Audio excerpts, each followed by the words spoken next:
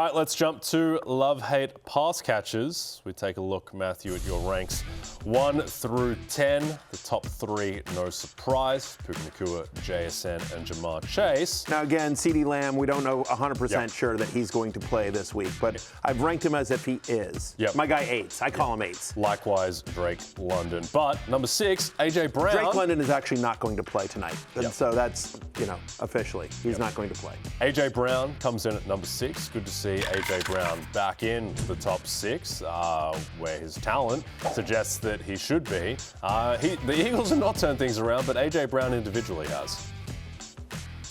Over the last 4 games, 35% target share. The squeaky wheel gets the grease poster child. A.J. Brown, 35% target share over the last 4 games. He's had double-digit targets in each one of those games. And so you're sitting here going like, all right, he's basically averaging a 35% target share, as I mentioned.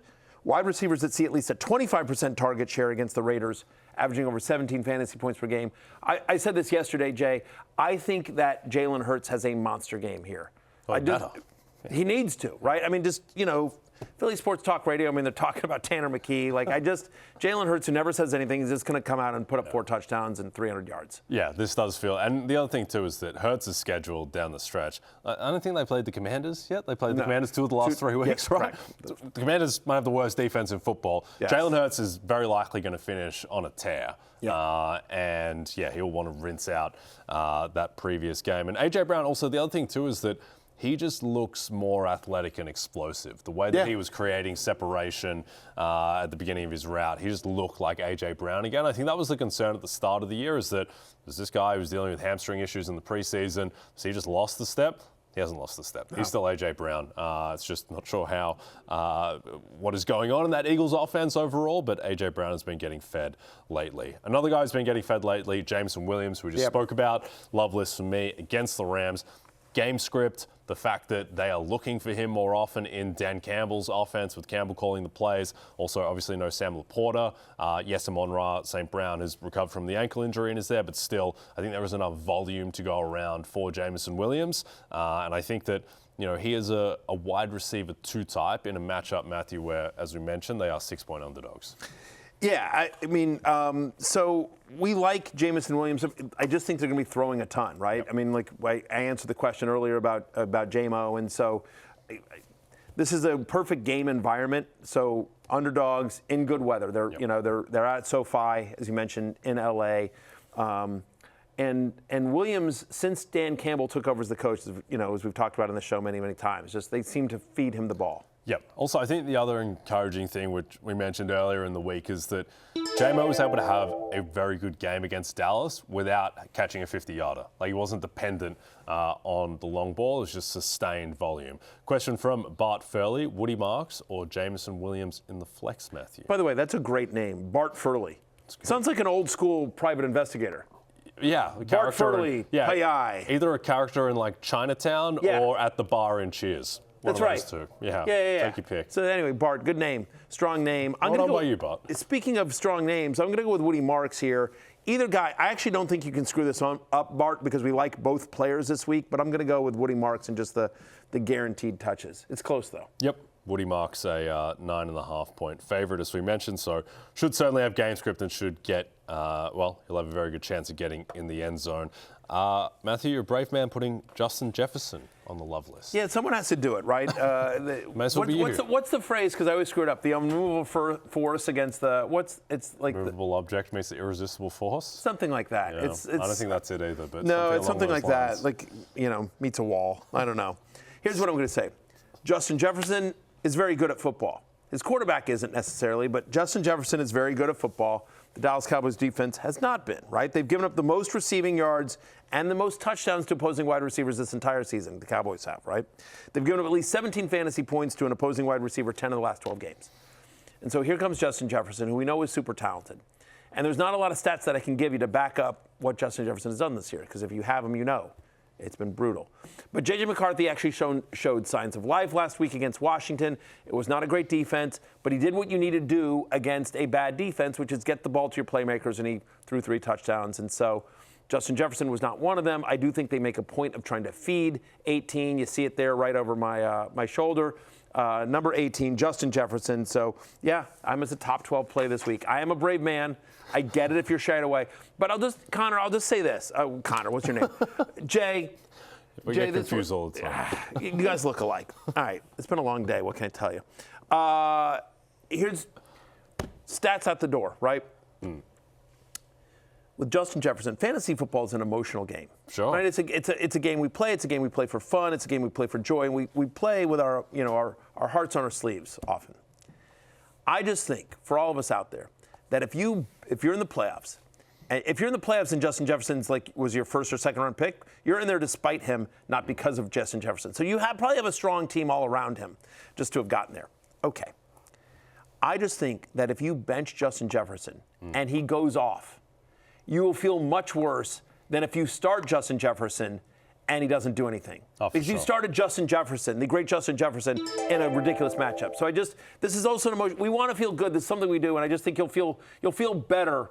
You'll feel much worse if he goes off on your bench versus than if you start him and he does nothing. Okay, well, right on cue. Question from Alex Webb. Do you go down with Justin Jefferson or start Jakobi Meyers? Jakobi Meyers like a great avatar, conceptually for do you go down? Do you choose Justin Jefferson? Yeah, I'm still going with Justin Jefferson, but I get the question, and just the fact that that's a legit question. Jakobi Meyers on his second team in the middle of the season or Justin Jefferson, but I'm with you. It's a gutty call, I think, which is crazy to think. But yes, I'm sticking with Justin Jefferson. I'm sticking with J.J. McCarthy to be able to get him the ball. Yeah. And enough where he's, a top 12 wide receiver this week. Yep. I think there's three things in Justin Jefferson's favor.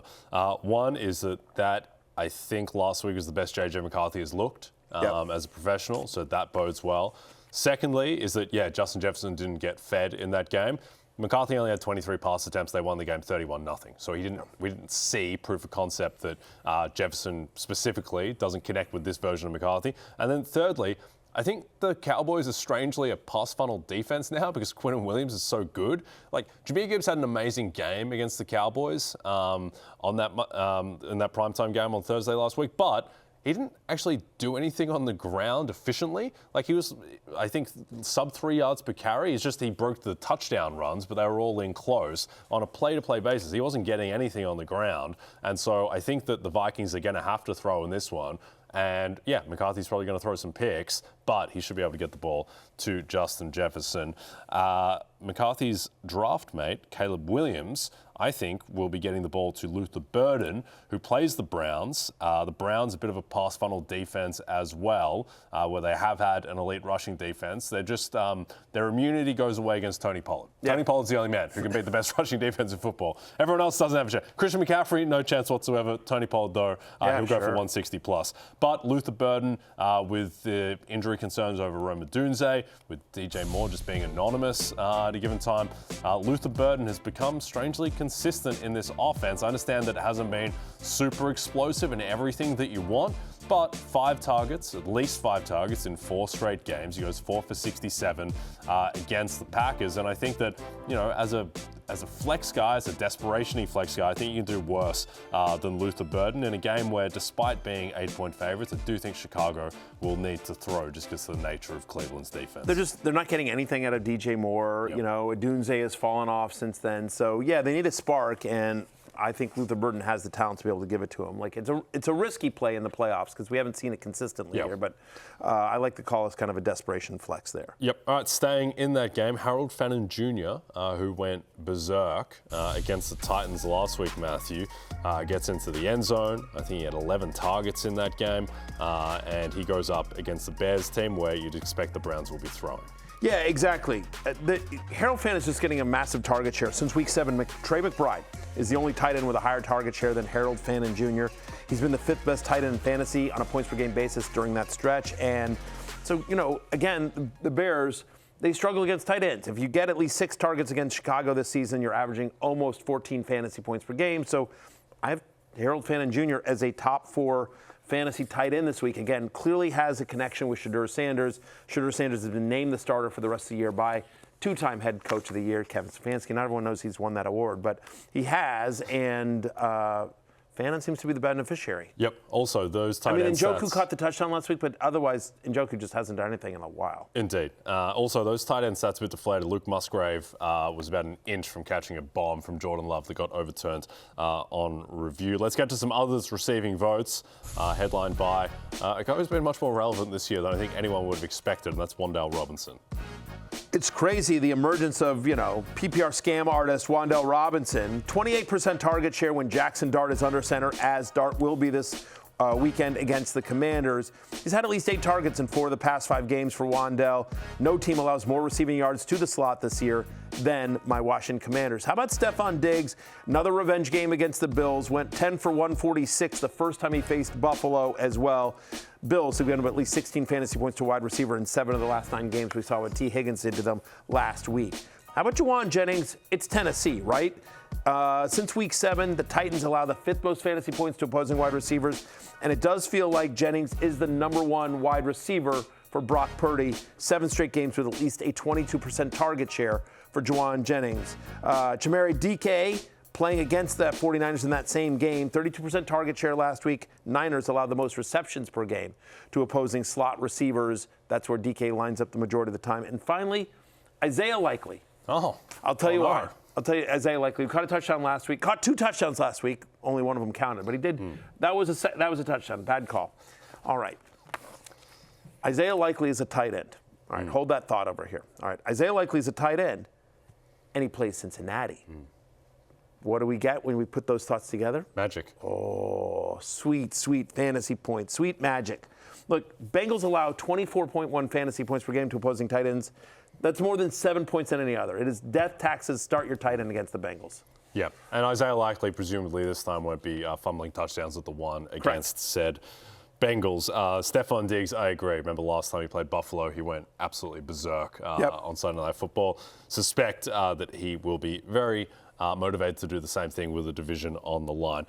Hey, it's Matthew Berry from NBCSports.com and Rotoworld.com, and I want to thank you so much for watching whatever it is you just watched, or if nothing else, being too lazy to click out of the autoplay after this video started, after whatever it is you actually wanted to watch finished.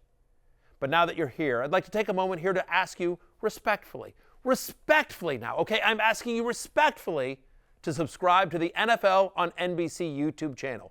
You'll get the latest Roto-World fantasy news headlines, all sorts of great shows, including my own Fantasy Football Happy Hour. So go subscribe now. Again, I'm asking respectfully.